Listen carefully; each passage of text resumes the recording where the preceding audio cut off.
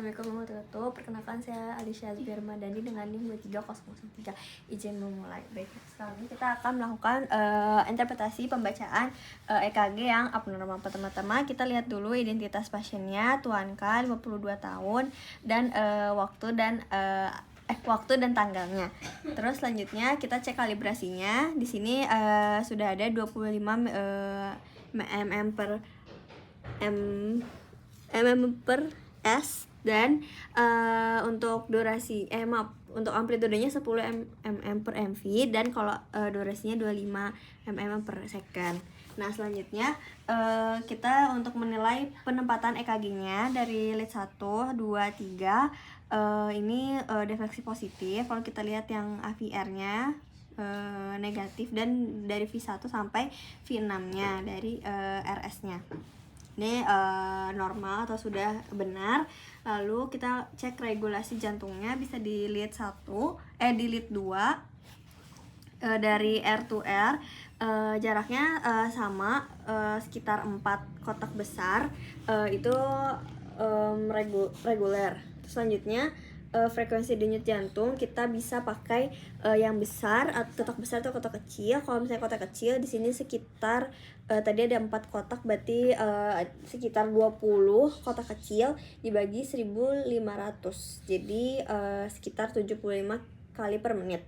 Selanjutnya irama sinus, irama jantungnya itu irama sinus karena sama dari jarak antara R to R-nya. Lalu selanjutnya kita lihat dari gelombang P. Gelombang P-nya di sini terdapat smooth dan monofasik. Lalu konfigurasinya dia positif di lead 2. Di sini dia positif di lead 2, dan di kecuali di AVR. AVR ini dia negatif. Nah, selanjutnya durasinya itu kita bisa dilihat di lead yang 2 panjang ini. P-nya itu sekitar 2 kotak kecil, jadi 2 kali 0,04, jadi 0,08 second. Terus kita lihat dari amplitudonya sekitar 2 juga, 2 kotak kecil itu 0,1, jadi sama dengan 0,2 mV.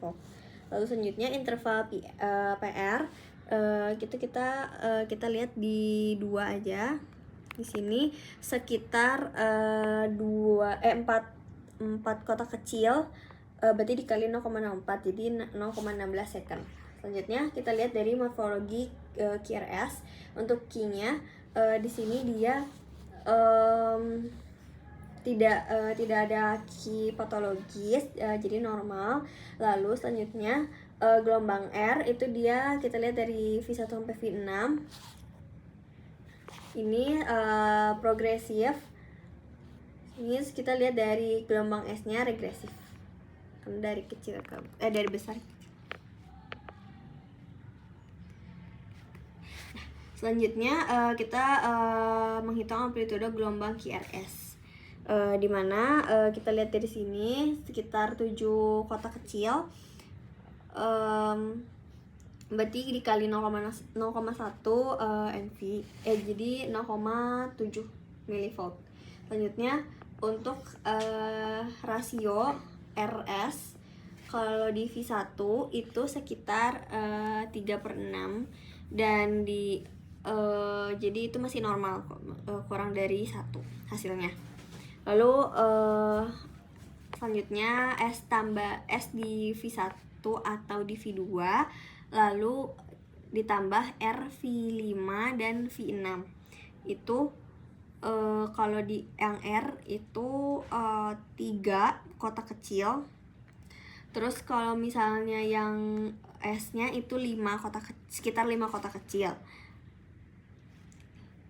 Jadi 8 hasilnya, dan masih normal karena kurang dari 35 mm.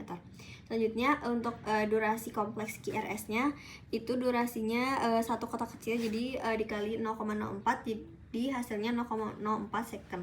Lalu selanjutnya aksis jantung kita lihat dari 1 dan AVF itu masih positif, jadi normal. Lalu selanjutnya segmen ST itu kita lihat di lead 2, 3 dan AVF. 2, 3 dan AVF ini adanya depresi horizontal.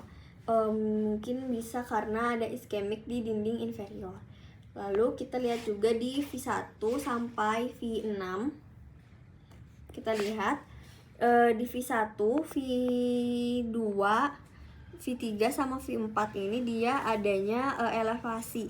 Mungkin ada kemungkinan dari infak akut di dinding anterior septalnya. Terus gelombang T-nya itu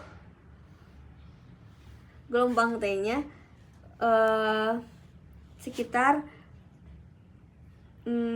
kalau durasi itu di 0,04.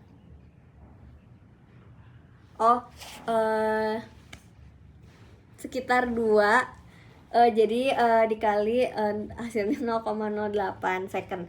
Kalau amplitudenya itu sekitar, kita lihat gelombang T-nya sekitar 2 kotak kecil, jadi dikali 0,1 hasilnya 0,2 milivolt. Untuk gelombang U-nya dia tidak ada di sini, tidak ada.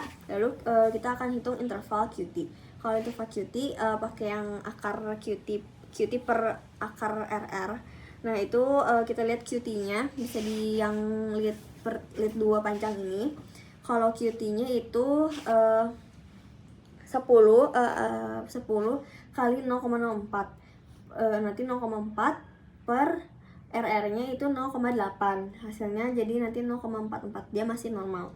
Lalu kesimpulan interpretasinya itu adanya infak akut di dinding anterior postal dan iskemik di dinding inferior 2, 3 sama si AVR-nya.